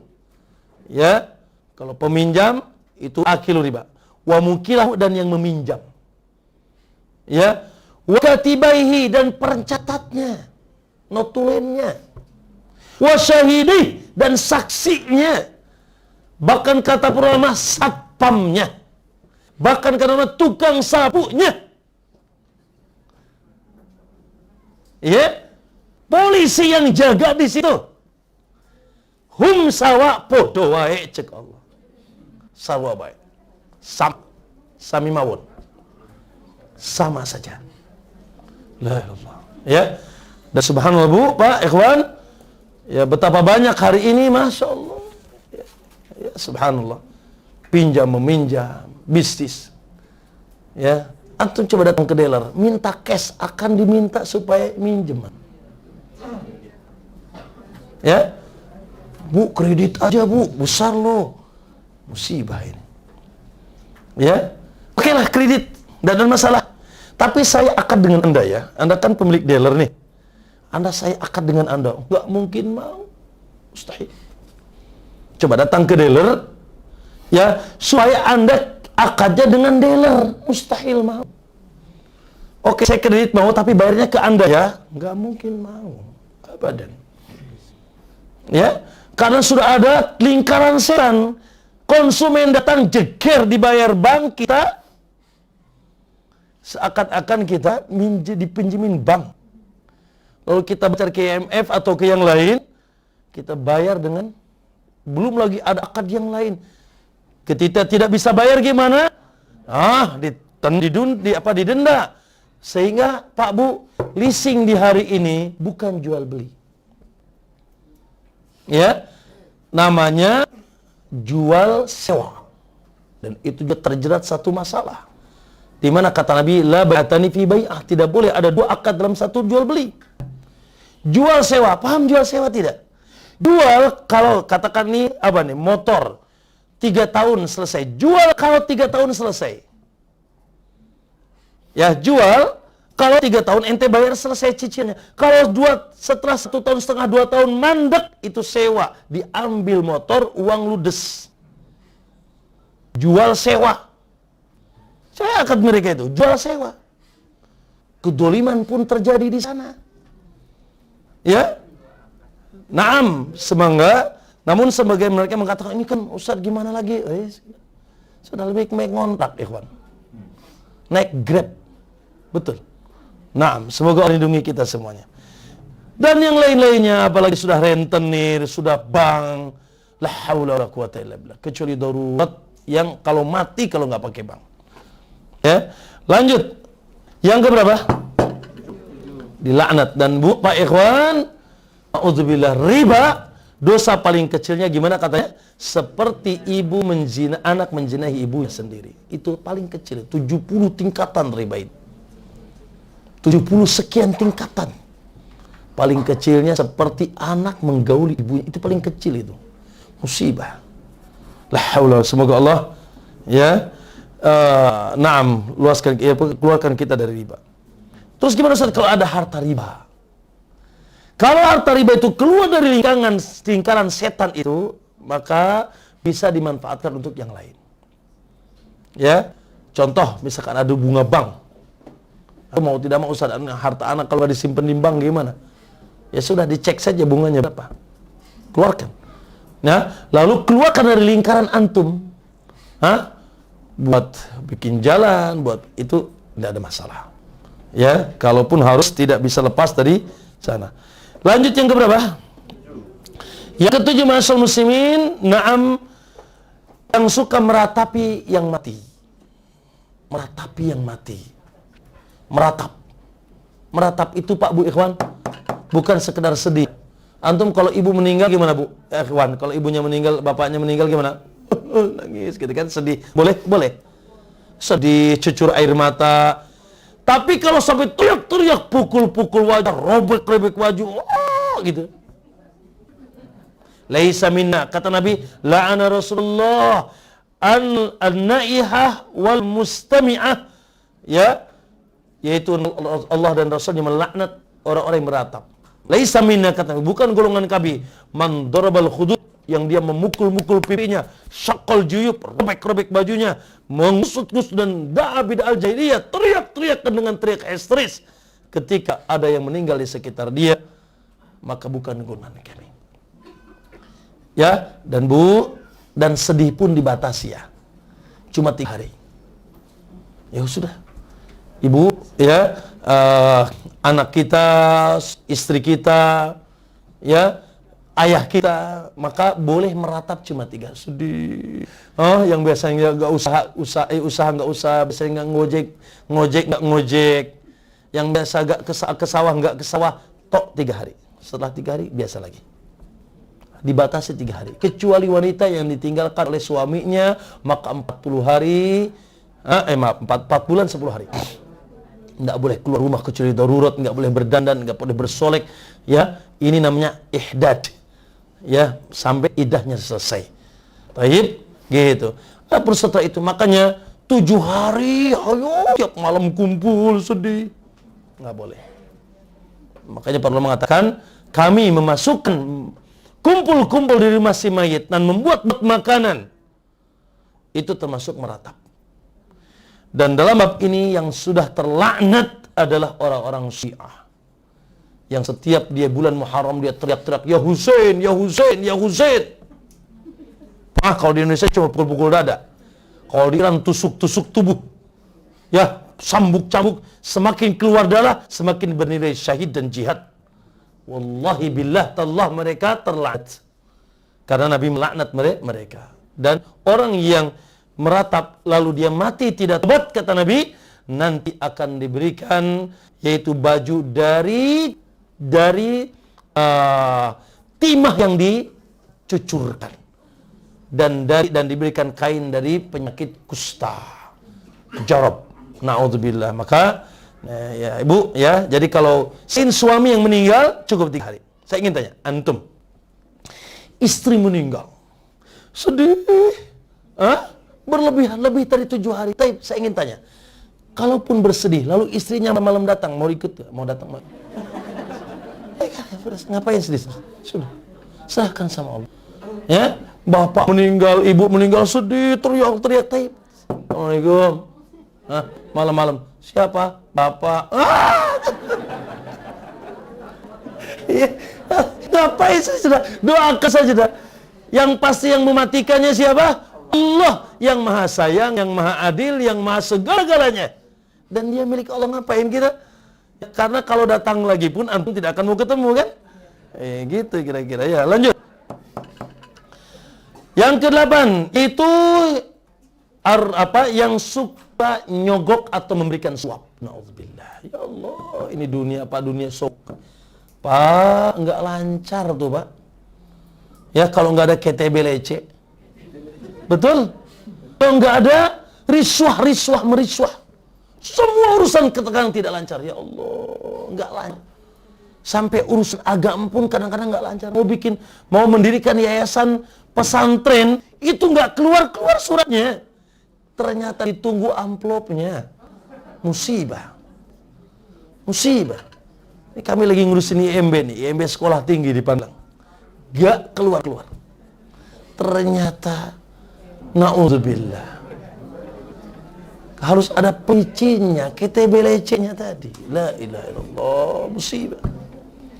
Ya, padahal kata Nabi SAW, ar-rashi wal murtashi finnar. Yang nyogok dan yang disogok di neraka. Nauzubillah. Urusan yang seharusnya lancar dan itu merupakan kewajiban dia, itu tugas dia. Ya.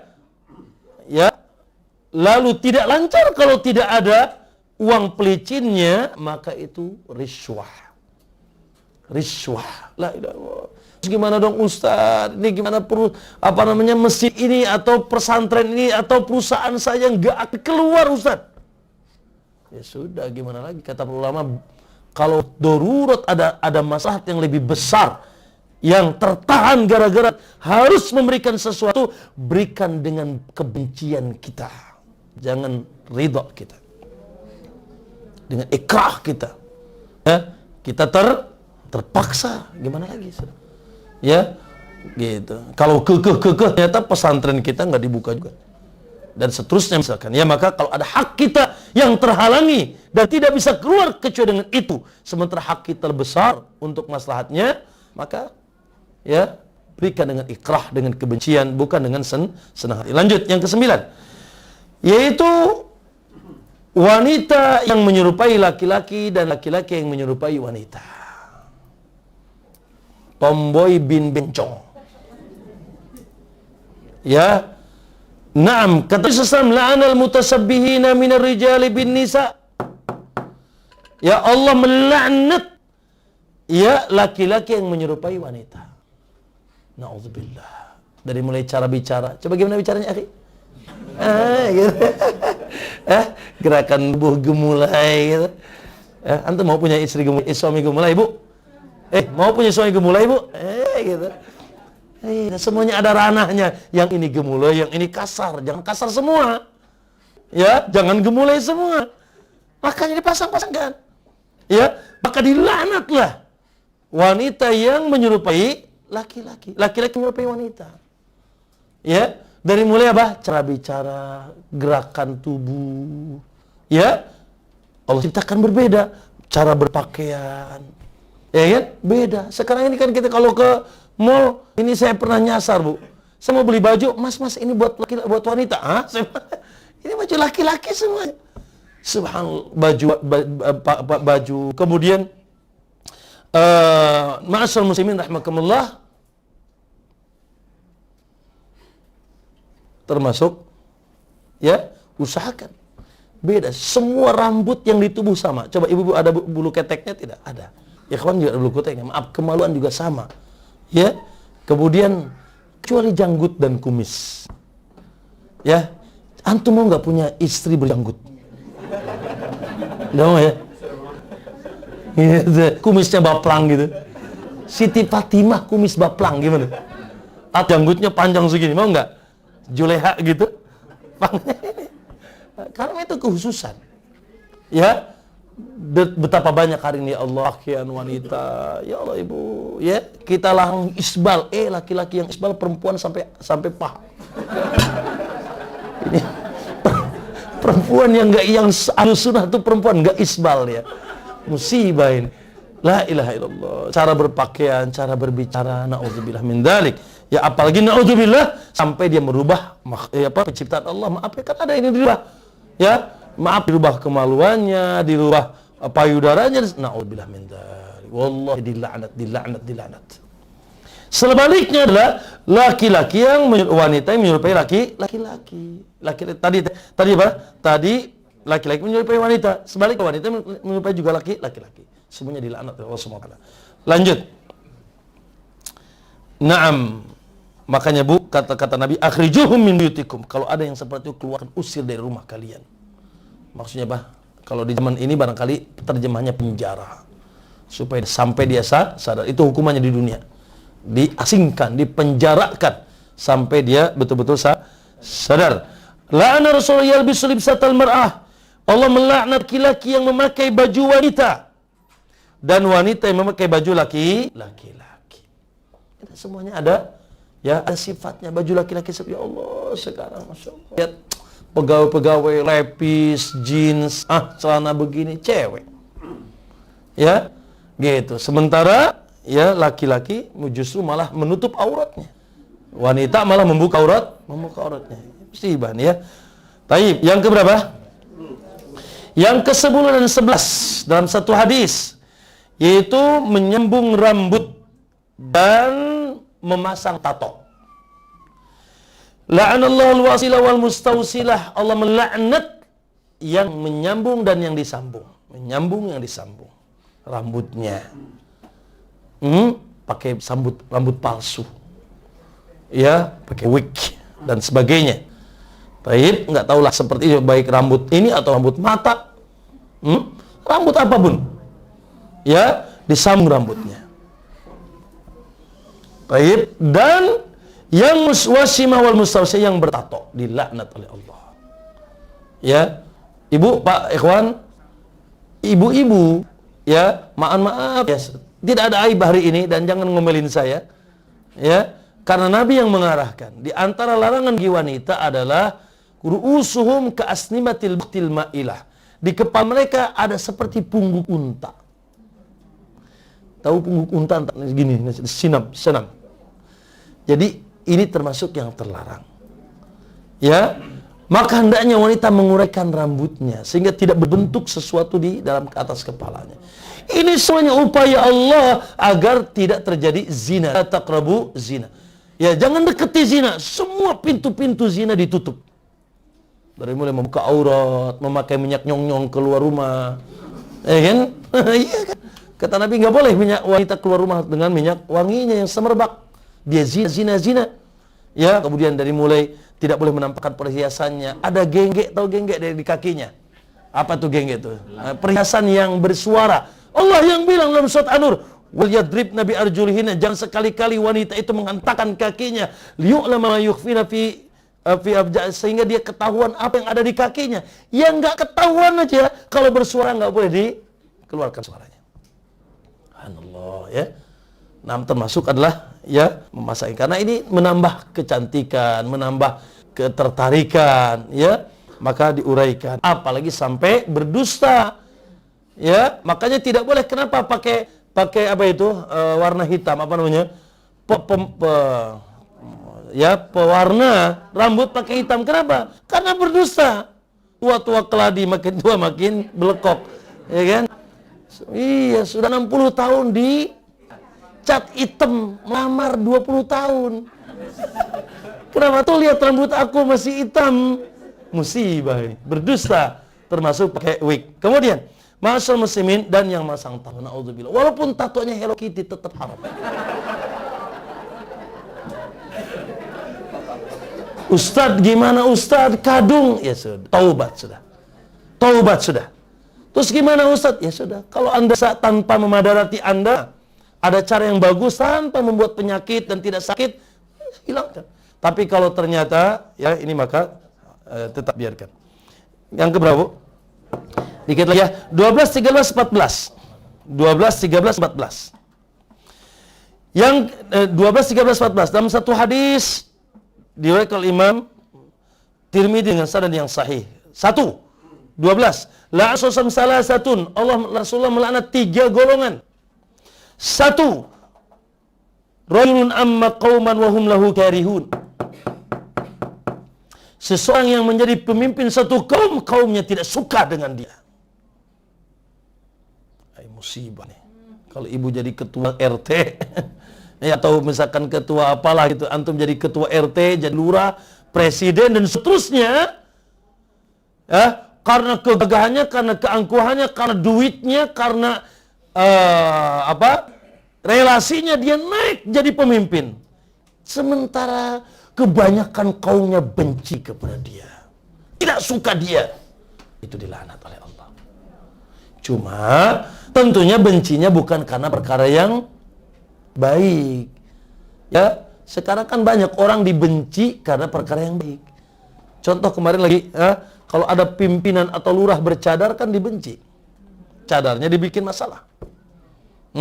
Kalau ada pimpinan celananya cingkrang dimasalahkan. Alah, kalau itu tidak ada masalah. Maksudnya dibenci karena kedolimannya, karena kecurangannya dan seterusnya. Kalau kaumnya membencinya, dia dilaknat. Nauzubillah, ya. Kemudian ma'asyiral muslimin, tapi jangan berarti si fulan langsung otaknya kemana gitu. Sedih. Tapi sudah, itu yang begitu kondisinya. Artinya kalau ada pemimpin kaumnya membenci dia, keumuman kaumnya, kalau sebagian keumuman kaumnya tidak suka sebetulnya, tapi ya dia naik menjadi pemimpin, maka dia dilaknat oleh Allah. Wa mratun batat wa zawja 'alaiha syahid. Yang kedua, wanita yang ya di malam hari sementara suaminya memurkainya. Wanita istri yang dimurkai oleh suaminya. Ya. Contohnya kata Nabi di sini, wanita yang di malam hari dia tidur sementara suaminya membencinya. Makanya ibu, ikhwan, secara umum kedudukan suami di atas kedudukan kedua orang tua. Kalau ridho orang tua kita sangat harapkan, apalagi ridho suami. Ya, itu secara umum. Secara khusus, ya kata Nabi SAW, idza da'at rajulun imra'atahu, apabila seseorang mengajak istrinya ila firashihi, keranjangnya, fa'abad, lalu dia menolaknya, fabata wa huwa ghadmanun 'alaiha, lalu di malam itu suaminya marah kepadanya karena diajak ya keranjangnya tidak mau, maka la'anat hal malaikatu hatta tusbih, dilaknat malaikat sampai subuh. Ya, maka secara umum seorang wanita wajib taat. Walaupun ibu presiden, suami ibu tukang sapu. Wallahi. Naam. Walaupun ibu orang Masya Allah, tapi dan suami Anda ya ecek-ecek, tapi tetap wajib taat selama ada ikatan suami istri, wajib taat. Ya, kata Nabi SAW, andai kata aku boleh memerintahkan seseorang sujud kepada seseorang, niscaya aku akan perintahkan yang pertama kali sujud siapa? Istri kepada suaminya. Nah, maka ma'asyiral muslimin, yang ketiga yaitu warajulun sami hayya 'ala shalah falam yujib, dan orang yang mendengar hayya 'ala shalah, hayya 'alal falah, dengar azan, Rajulun, seorang laki-laki yang dia mendengar hayya 'alas salah, falam yujib, enggak datang. Dilaknat oleh Allah. Makanya Aisyah ditanya, apa sih yang dilakukan Rasul?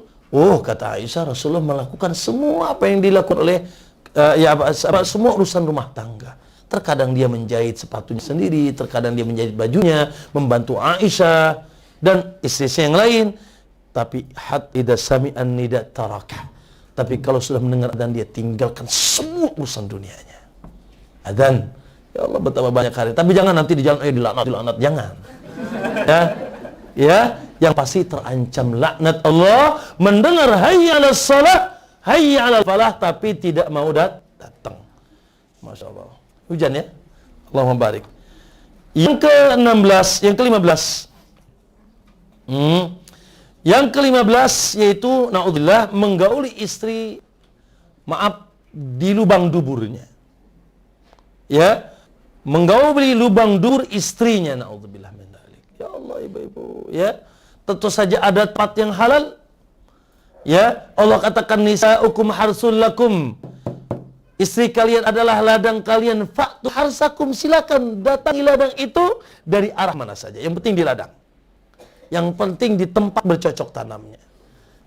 Tapi kalau bukan tempat cocok tanamnya, tidak boleh. Makanya kata Nabi, mal'unun, dilaknat man atamra'atan fi duburiha.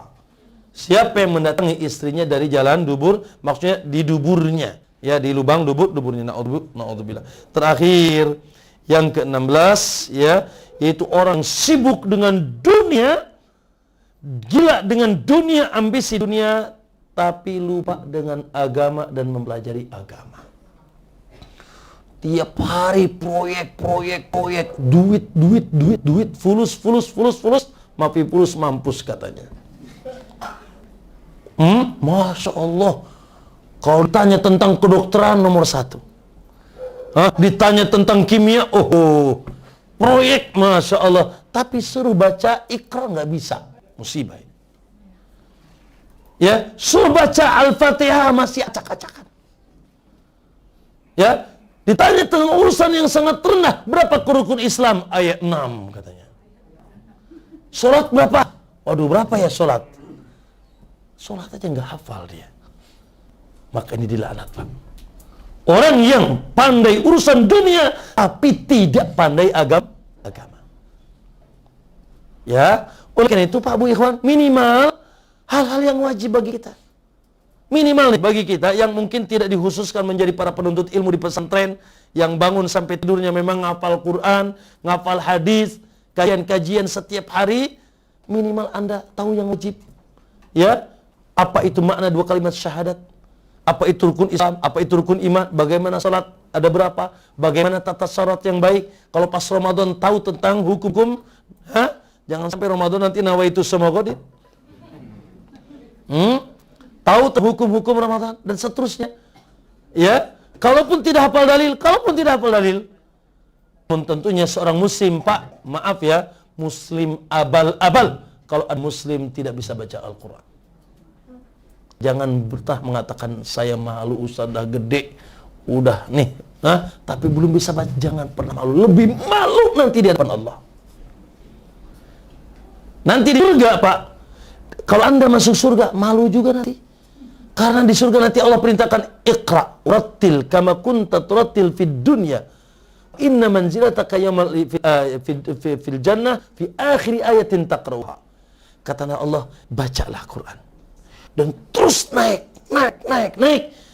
Nanti akhir derajatmu di surga sesuai dengan banyaknya bacaan Al-Quranmu, ya, banyaknya ayat yang kau baca. Ini gimana baca? Alif ba ta aja nggak jelas. Ya, maka jangan sampai muslim tidak bisa baca Quran. Dan jangan malu bilang, tapi nggak usah bilang sama orang banyak di guru, nggak belum bisa, nggak, jangan. Ya, datangin guru, datangin ustadz, ustazah, bahasanya ajarin anak. Jangan sampai mati Quran belum bisa. Ya sementara Masya Allah rumahnya megah, proyek di mana-mana. PT ini, PT itu. Suruh baca Iqra nggak bisa, gubrak. Maka ini tidak benar. Ya, maka kata Nabi SAW tadi, ad-dunya mal'unun, dunia ini mal'un, tadi ayat itu di depan. Dunia ini terlaknat dan semua terlaknat kecuali orang yang mengisi dengan zikir dan apa yang dicintai Allah, dan alim dan muta'alim, yang berilmu dan orang yang mau nuntut. Yang nuntut ilmu apa? Agama. Ya, bukan sekedar ilmu dunia. Oleh karena itu Pak, generasi kita nih, anak-anak kita nggak ada masalah. Masya Allah, saya cita-cita apa? Ya ini jadi pilot, yang ini jadi dokter, ini jadi A dan B dan C, nggak ada masalah. Tapi ajaran agama Pak, pundi-pundi agama ajarkan baca Quran, ajarkan makna 2 kalimat syahadat, ajarkan ini yang halal, ini yang haram. Ya, ini wanita halal, ini wanita haram, ini pergaulan halal, pergaulan haram, dan seterusnya ajarkan.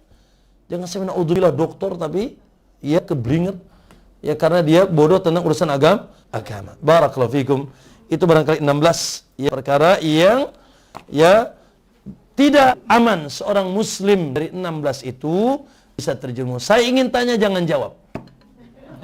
Dari 16 ini ada berapa di antum? Jangan jawab. Shh. Dah itu aja. Ya. Kalau jawab ketahuan. Barakallahu fikum, wallahu ta'ala alam. Mohon maaf ayol ikhwah, ya itu yang bisa barangkali disajikan di siang hari ini.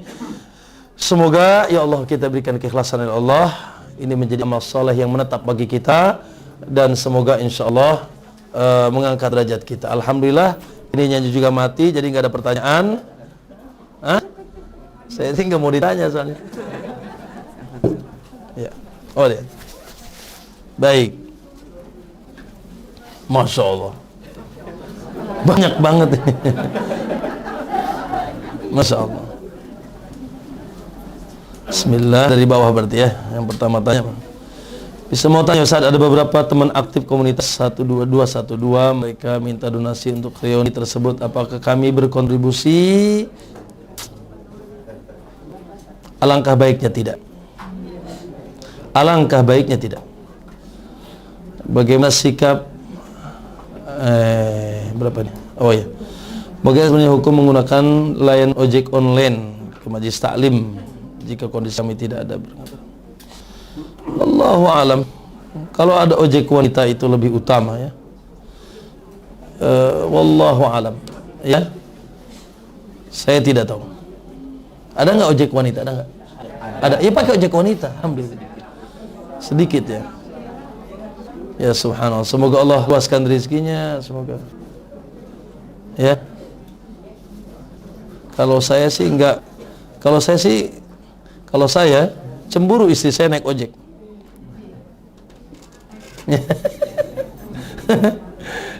Naik motor sama laki-laki lain enggak mungkin itu. Ya. Ya qadarullah ya. Semoga Allah jaga kita semuanya.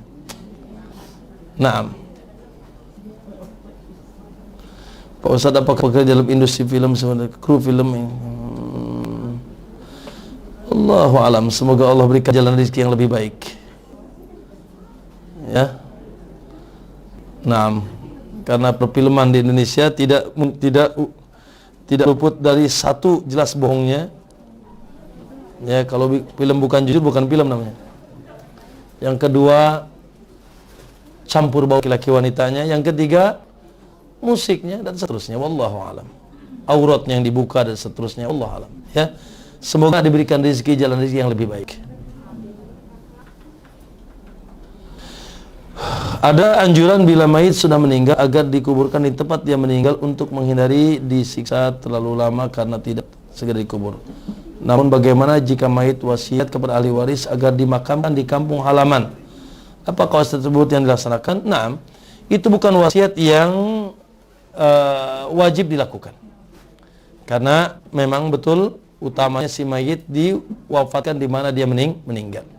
Ya, dan dimakamkan. Oh iya, diwafatkan, dimakamkan ya, dimakam dia meninggal. Bahkan ada wasiat yang haram. Pernah saya orang tanya, Ustaz, ibu saya wasiat, kalau ibu meninggal dibacain Quran 40 hari wasiatnya di atas kuburannya. Saya bilang itu haram. Itu haram walaupun suruh baca Al-Quran ya di atas kuburannya. Apakah makan daging ayam sapi disembelih orang kafir yang tidak menyebut nama Allah itu hal? kita katakan pakai hukum umum. Kalau kafirnya itu Yahudi dan Nasrani halal, ucapkan bismillah ketika makannya. Ya, makanya kalau Anda berada di satu negeri, katakan negeri Indonesia, ada orang lebay berlebihan tapi nanti nggak makan-makan. Kenapa? Aduh, ini mau masuk ke makanan Padang, ini yang nyembelih siapa? Aduh, dia nggak makan kecuali yang dia sembelih. Nah, ini lebay. Bu, ikhwan, kalau Anda berada di negeri Islam, berbaik sangkalah. Sekali lagi, kalau Anda berada di negeri keumuman Islam, berbaik sangka. Jangan-jangan nanti di Saudi juga nggak mau dia makan, karena nggak tahu gimana nyembelihnya. Tapi kalau dia berada di negeri kafir, cek negeri kafir apa? Keumumannya Yahudi dan Nasrani makan. Ya, karena wa ta'ul ladina utul kitaba halul lakum. Sesembelihan orang-orang yang ahli kitab Yahudi dan Nasrani halal buat kalian. Sudah, Allah berikan kemudahan. Ya, maka halal. Tinggal ucapkan bismillah. Ya. Walaupun tentunya hati-hati baik juga, tapi jangan juga terlalu hati-hati kita enggak makan. Baik. Adapun bila di negeri di mana keumumannya Hindu, keumumannya Buddha. Contoh di mana, Bu? Yang keumumannya misalkan bukan di India, di Cina, gimana Cina? China, di Tokyo, di Jepang, ya keumumannya bukan ahli kitab, haram. Harus cek betul-betul. Cek ada label halal. Ya. Di Bali ya, Bu ya. Tapi ya itu keumumannya apa? Keumuman Hindu, na'am. Pastikan. Di Bali katakan, ya keumuman Hindu, ya misalkan katakan 5%. Dan warungnya bukan warung muslim. Kalau warung muslim udah nanya lagi. Ya, nanti tersinggung dia. Ya. Nah, bagaimana hukumnya bila jika beli daging hewan? Tidak. Sama nih pertanyaannya. Ya, beli daging hewan di supermarket sudah. Berbaik sangka sudah. Ya, berbaik sangka kalau Anda berada di negeri Islam, ya. Dunia ini dilaknat Allah. Kenapa Allah ciptakan dunia? Orang sudah kemana masih nanya ini. Nah, pertama, Bu, jangan pernah tanya Allah. Allah tuh maha segala-galanya, ente yang ditanya. La yus'alu amma yaf'alu wa hum yus'alun. Allah katakan, gak boleh anta tanya Allah dan ente yang ditanya. Satu, kenapa Allah gini Ustaz? Kenapa Allah nyiptakan ini? Bilang aja, ya, amanna, kita beriman, kullu min indi rabbina, semuanya dari sisi Allah. Rabbana ma khalaqta hadza batila. Ya Allah, kau tidak sia-sia ciptakan ini semuanya sia-sia. Pasti ada hikmah, diketahui ataupun tidak. Ya, Allah alam, kita katakan pertama itu. Biasakan jangan nanya kenapa Allah. Nggak boleh itu. Tapi nggak apa-apa, mungkin hari ini belum tahu kan. Ya, nggak boleh kenapa Allah begini, kenapa Allah begitu. Ya, dan seterusnya nggak boleh. Ya, kenapa sholat subuh 2? Ya udah diam aja. Bangun tidur masih ngantuk kok 2 sih. Isya udah capek 4. Dadah. Nggak boleh nanya. Ya. Gitu, tidak boleh tanya. Tapi yang pasti kita yakini Allah Maha Adil, Allah Maha Bijak, dan Allah tahu. Ya, di belakang itu ada hikmah dan seterusnya. Allah alam, kita katakan ujian buat kita. Allah ciptakan dunia ujian buat kita supaya bisa memisah mana yang baik, mana yang buruk. Ya, karena kita ini mudik kemana sebetulnya? Mudik kemana? Ya mudik yang asli itu ke surga. Karena abah dan umi kita tinggalnya dulu kampungnya surga.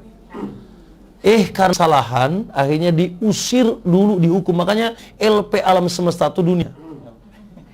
Betul, lembaga pemasrakan alam semesta itu dunia. Ya, siapa yang lulus dari lembaga ini balik kampung. Bersama abah kita sudah lulus tuh Adam. Abah kita sudah lulus, Adam, Hawa lulus sudah. Ya, dan ada orang-orang lulus sebelum kita.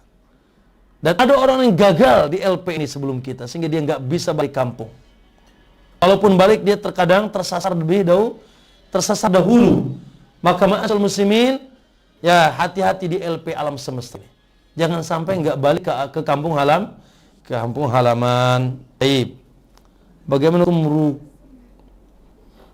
ruko disewa bank. Allah alam. Ya, hendaknya tidak ya. Nah, usahakan tidak ya, karena khawatir ta'awun. Ta'awun alal ismi wal udwan, ta'awun. Ya, ya jelas memberikan tempatnya, memfasilitasi. Dan kita tahu bahwasanya mereka tidak mungkin tidak bertransaksi riba.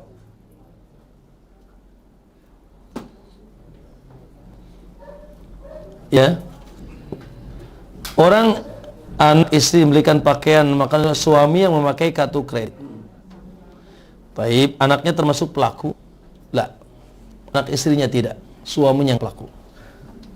Ya, karena anak istrinya di bawah tanggung jawab suaminya, di luar akad.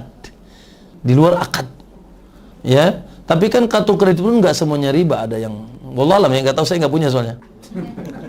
Ya, kalau disinyalir ada riba, nah, tapi memang keumuman begitu ya.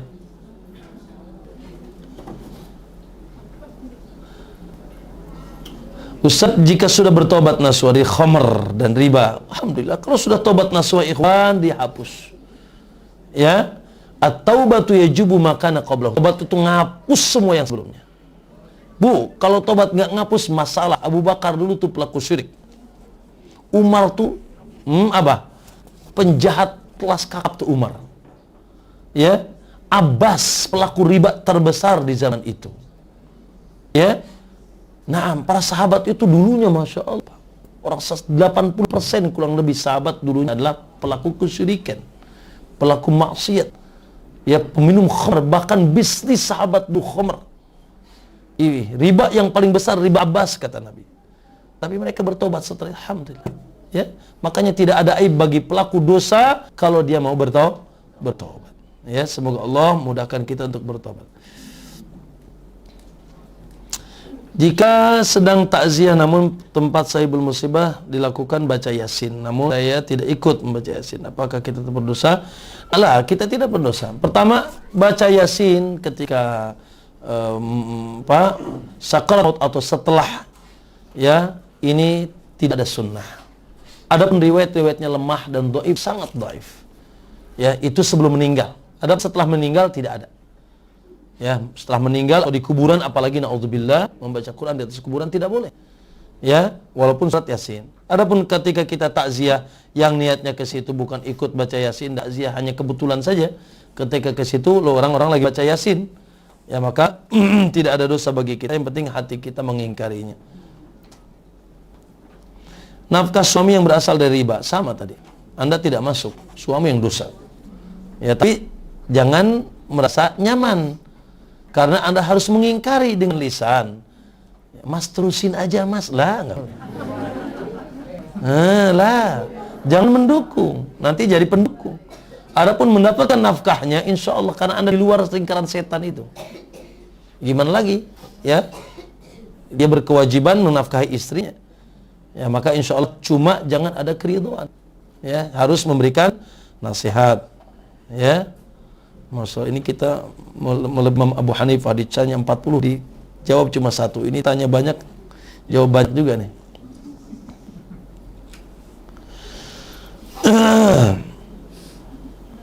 Bagaimana hukum membuat SIM lewat calo? Karena membuat dengan jalur sangat susah. Allah al-musta'an, musibah ini. Musibah di mana-mana. Semoga kita sabar. Kalau bisa selalu memungkinkan keluar tanpa calo, hendaknya tidak. Ya. Tapi calo itu ada dua. Kalau calo dari luar tidak ada hubungan dengan mereka, itu lebih ringan. Biro jasa. Tapi kalau orang dalam yang dia gaji untuk itu, riswah. Terus gimana Ustaz? Ya tadi, kalau nggak bisa keluar kecuali dengan cara itu, ya gimana lagi Ustaz? Tapi kalau bisa keluar, walaupun lebih susah, ya memang surga itu susah, Bu. Neraka tuh mudah memang. Ya. Maka kalau biro jasa ya boleh. Itu kan mereka memang bisnis itu. Dan tidak hubungan, nggak digaji juga sama itu kan. Kalau ini kan digaji mereka kan. Nah.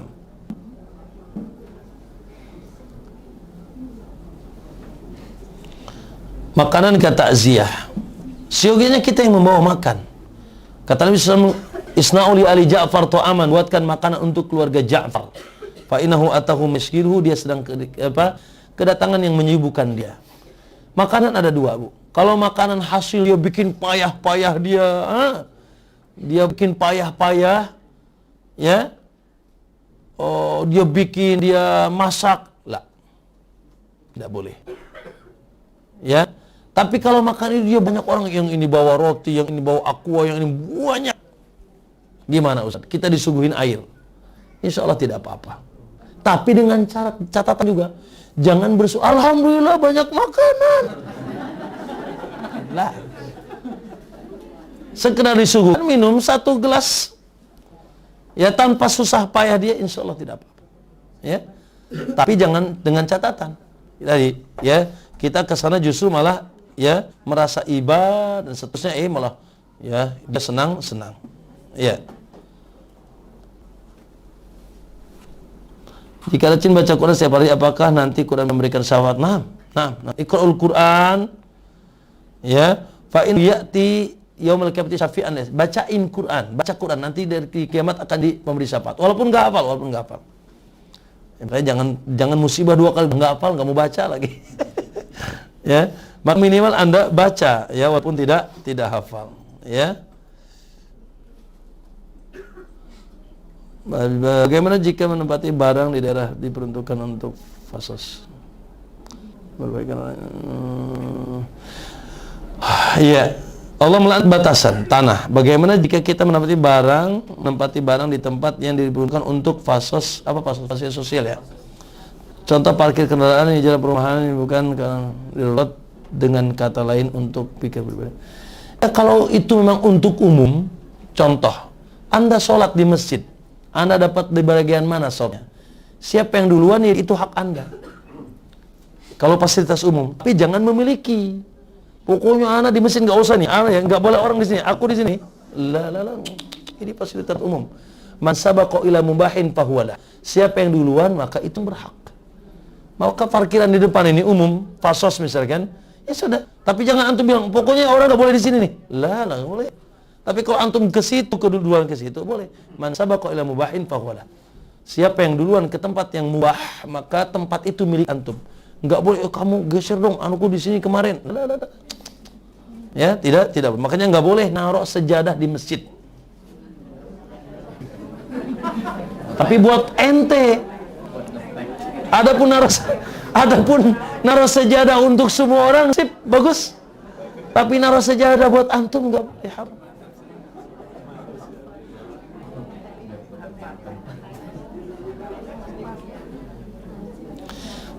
Ustaz, jika seorang istri menolak ajaran suaminya karena sedang kelelahan, capek, dan suami ridho, oh boleh. Ya, ibu capek, sakit, dia minta izin dan cari ridhonya. Gak ada masalah, selama dia ridho gak masalah. Ini kan kata Nabi, wa kariun. Dia gak suka, dia benci, ditolak.